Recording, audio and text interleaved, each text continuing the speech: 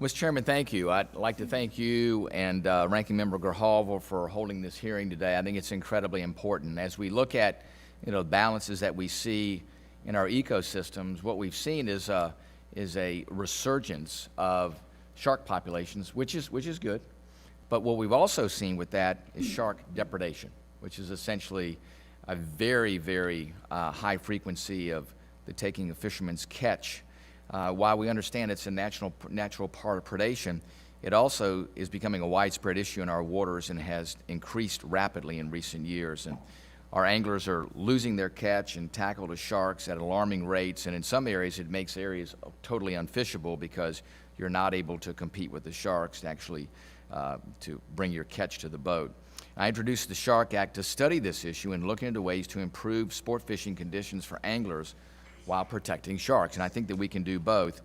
This bill establishes a fisheries management task force to focus on identifying research opportunities, recommending management strategies, and developing educational materials for fishermen. Mr. Chairman, I'd like to ask for unanimous consent, as I have with these two reports that I've given to you, NOAA Fisheries and a written testimony from MRI Commercial Fishermen. Without objection. This legislation that I have before the subcommittee today helps fishermen understand which species of sharks have higher rates of depredation. Essentially, depredation is the taking of a recreational fisherman's catch. And in many instances, too, commercial fishermen are having to deal with that also. And where is the most likely situation where the species are to intersect, where you have this depredation?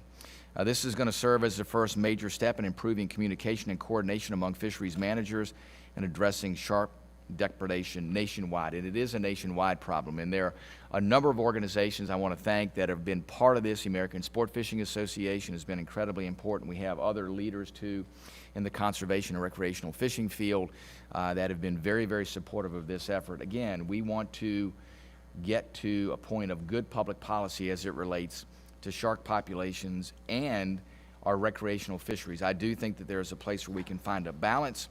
And again, Mr. Chairman, I want to thank you and the ranking member for holding this hearing, and I yield back the balance of my time.